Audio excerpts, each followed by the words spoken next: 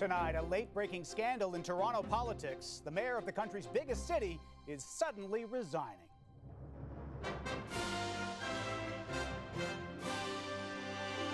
During the pandemic, I developed a relationship with an employee in my office. John Tory stepping down after admitting to an affair with a former staffer. The U.S. shoots down an unidentified object nearing Canadian airspace. There was a reasonable concern that this could present a threat. Just days after downing a suspected Chinese spy balloon. And freed after 5 long days. Survivors defy the odds inside the quake zone. Rescued from the rubble. A Canadian search team answers the call. The timing just worked out perfect. We had the equipment that the guys that were going in needed.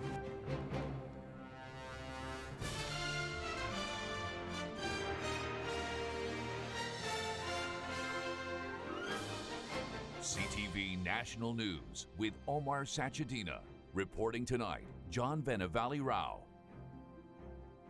Good evening. We begin with that stunning news tonight. Toronto's Mayor John Tory abruptly announcing his resignation at a hastily called news conference after admitting to a months-long secret affair with a former staffer. I recognize that permitting this relationship to develop was a serious error in judgment on my part.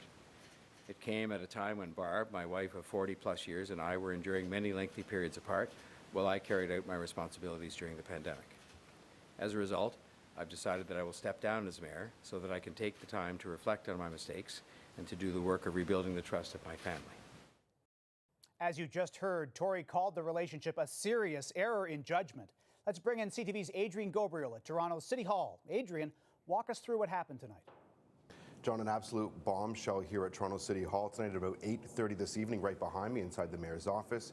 John Tory stepped to the mic, admitting that he had an affair. Now, the story was first broken by the Toronto Star. They say they had an affair with a former staff member who's 31 years old. Tory, 68 years of age now. It's also reported that they went on multiple trade missions together to the United States, to Europe. This news shocking City Hall, the city of Toronto.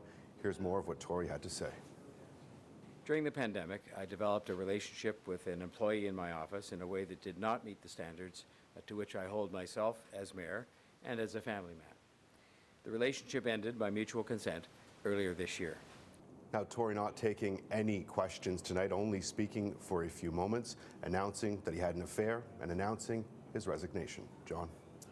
Adrian, following all the scandals at City Hall during the Rob Ford days, Tory was supposed to be the one who restored dignity at City Hall. What happens now? That is one of the big questions. Speaking with some city councillors here tonight, they believe that there will be a by-election. Tory was just elected in the fall to his 3rd term. There's several years until the next election, so they believe there will be a by-election tonight. Tory saying that he promises that he's going to work on a smooth transition. He's going to work with the city clerk to ensure a transition of power. Though tonight, speaking with councillors, they're shocked. They're pointing out as well that if the timeline is correct, that this affair happened during Tory's 2nd term, and he went in for an election for a 3rd term, knowing what he had already done.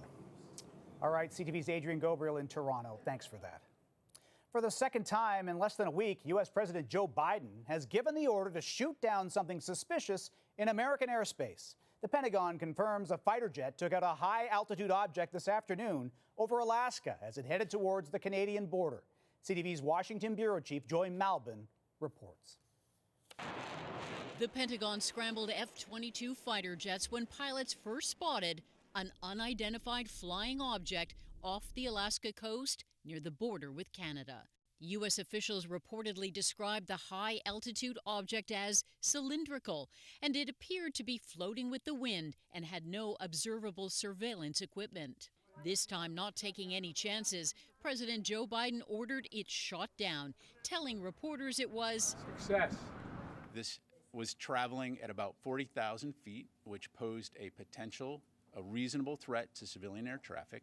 Enough of a threat to flying aircraft to shoot it out of the sky. They just don't know yet what it is. We're calling this an object because that's the best description we have right now. We do not know who owns it.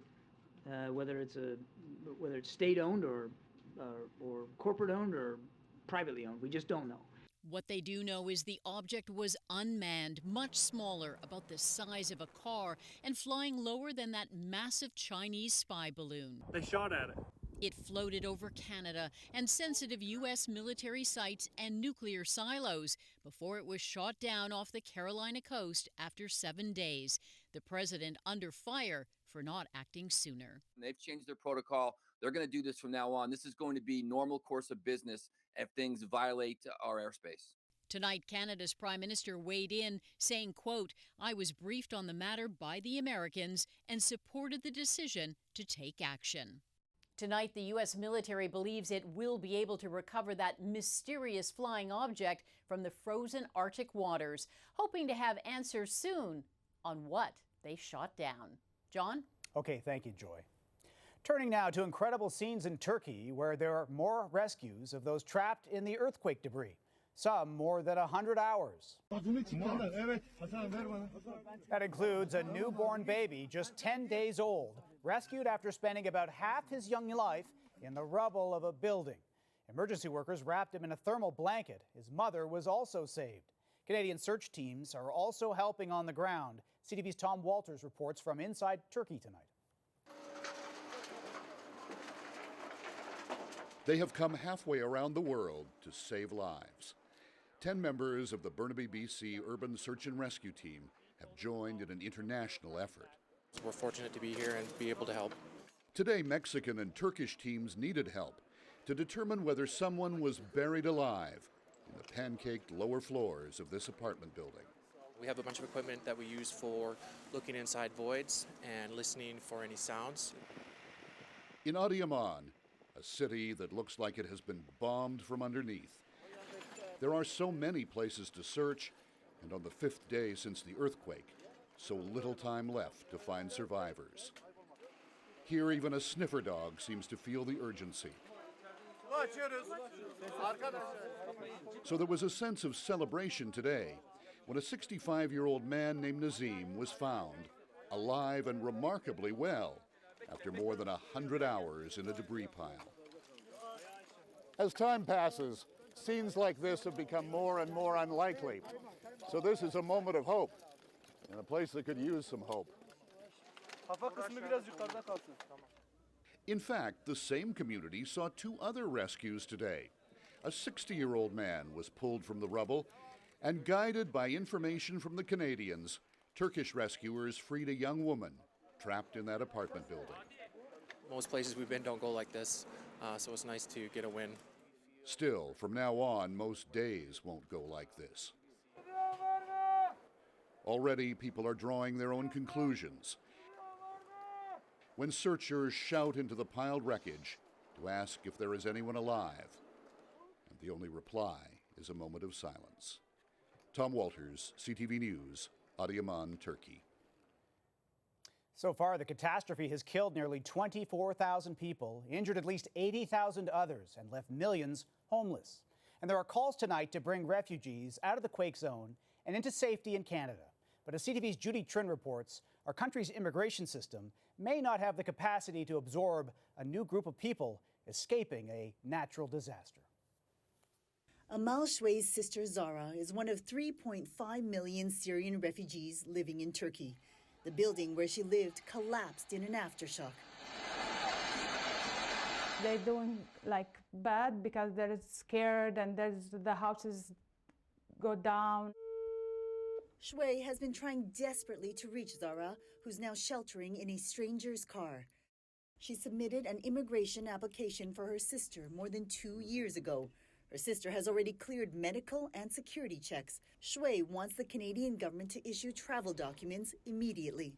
I can pay the ticket for my sister, just I want her to be safe. I want her to come here.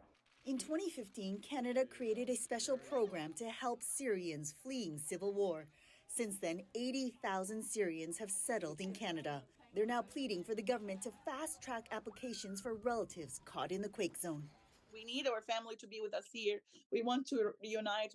We want to unite with our families and see that they're safe under and have a shelter and access to a health. We're gathering facts as we speak to understand the impact of clients who are in the system to figure out what more we can do.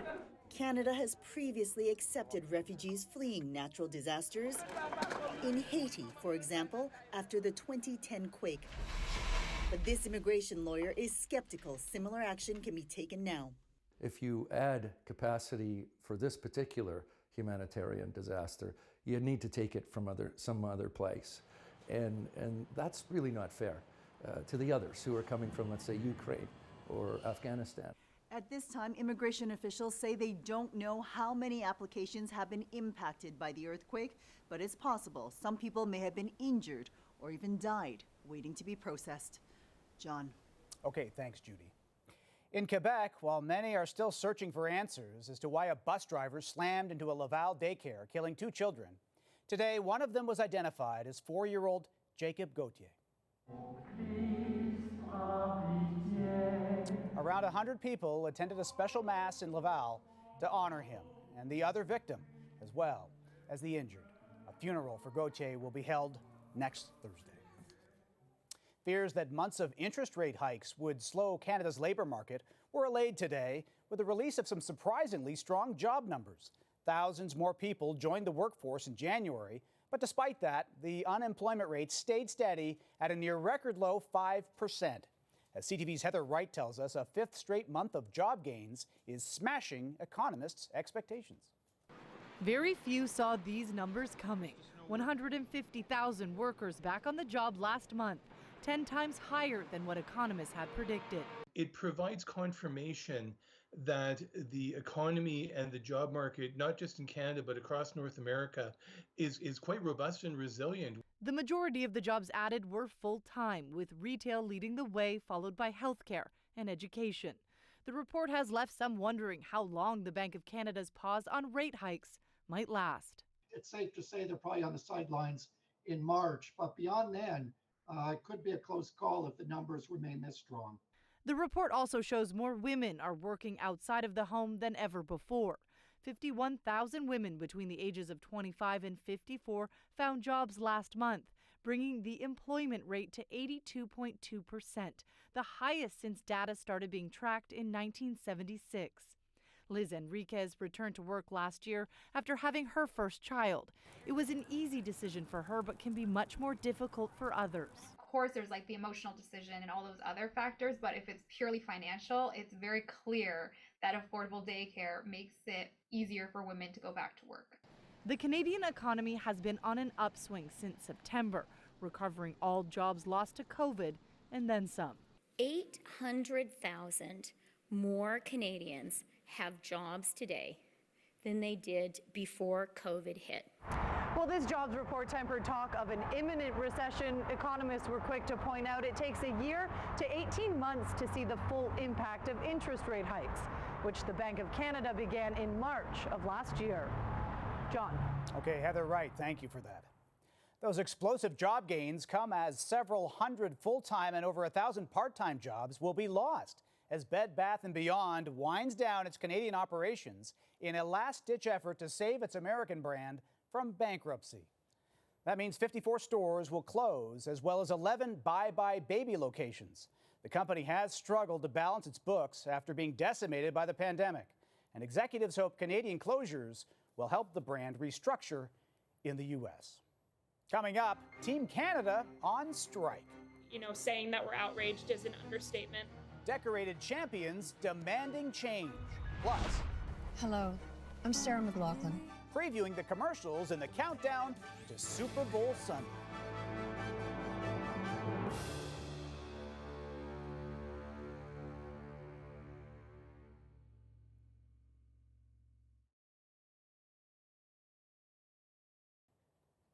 Russia launched a new round of missile strikes today, lobbing more than 70 rockets at cities across Ukraine.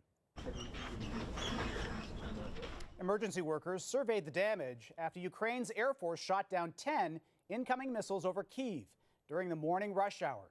It kicked off another day of Russian attacks on Ukraine's civilian infrastructure and power facilities. Ukrainian officials claim a long-awaited Russian offensive is now underway.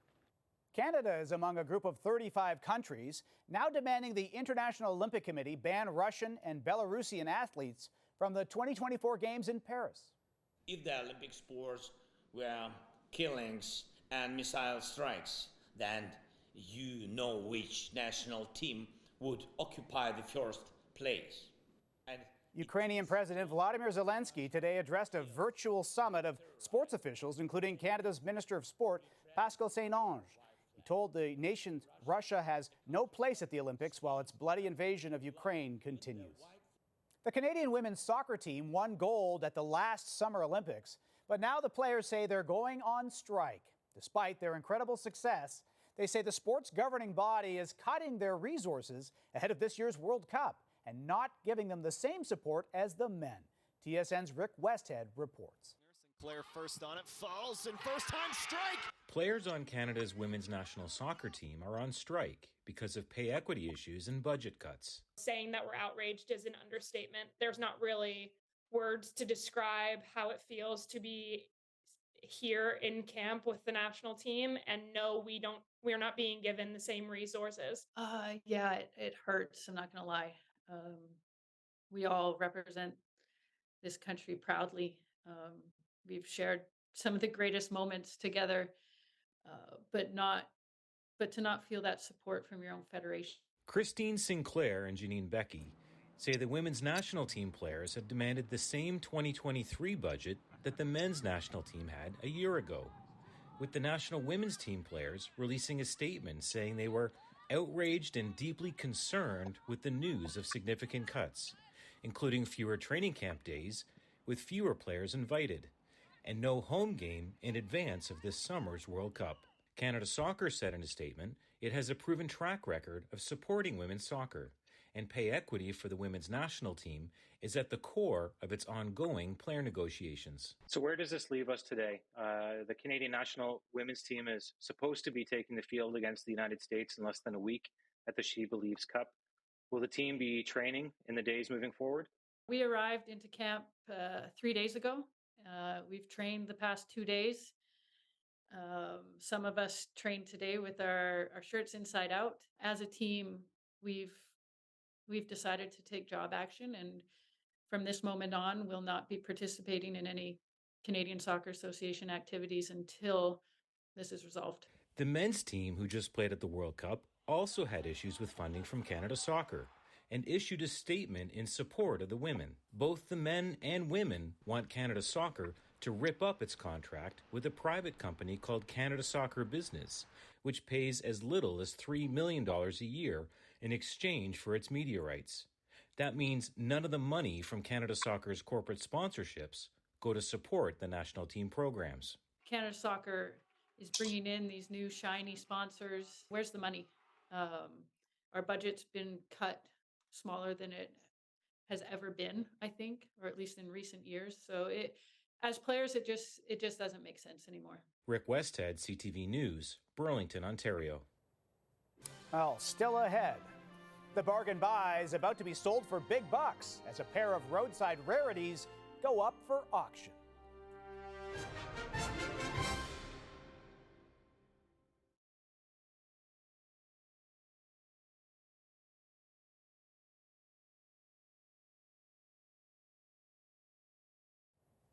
Two treasured paintings by Nova Scotia folk artist Maud Lewis are set to go under the hammer tomorrow, and the sellers are expecting an eye-popping return on the investment.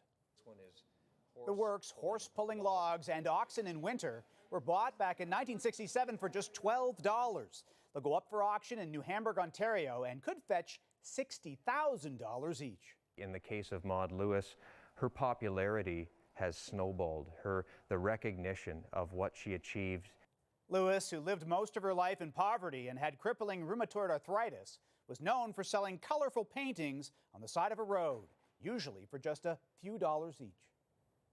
A prized piece of memorabilia up for auction from the late basketball great Kobe Bryant has made history. This signed jersey worn by the Lakers legend sold for a whopping $5.8 million.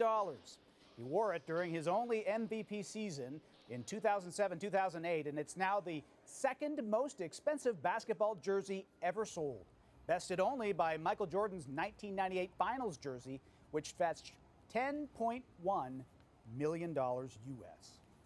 And a critically endangered critter found only in the forests of Madagascar has an adorable new family member tonight thanks to a landmark conservation effort in Europe.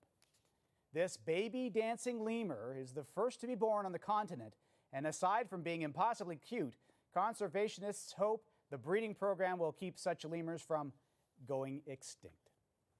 After the break, the trailblazing talents about to make Super Bowl history as the Eagles and Chiefs get set for a Sunday showdown.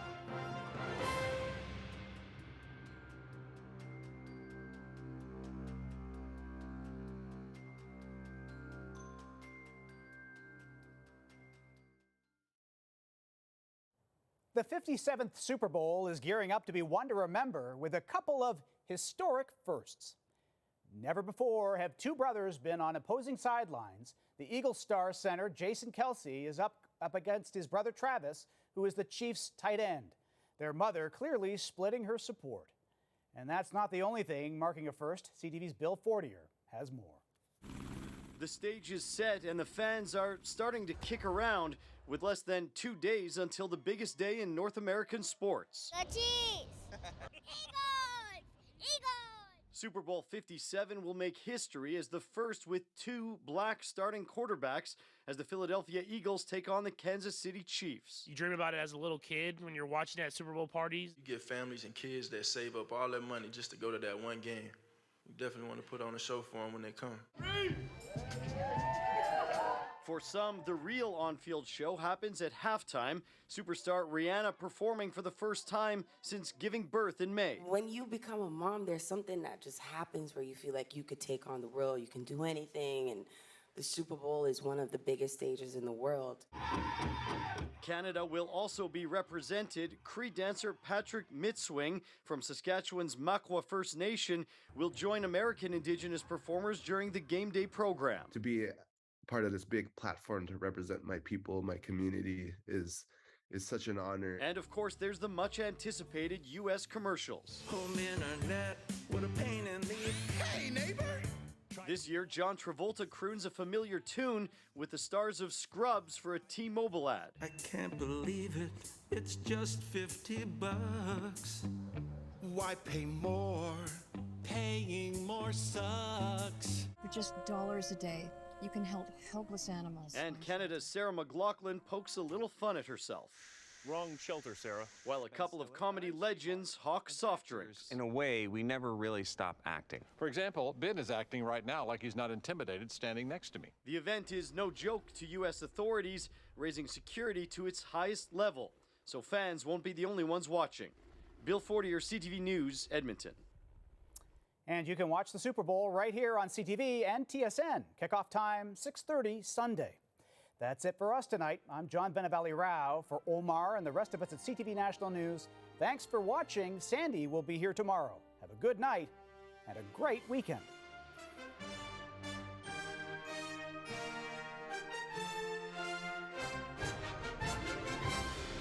CTV National News, Canada's #1 newscast.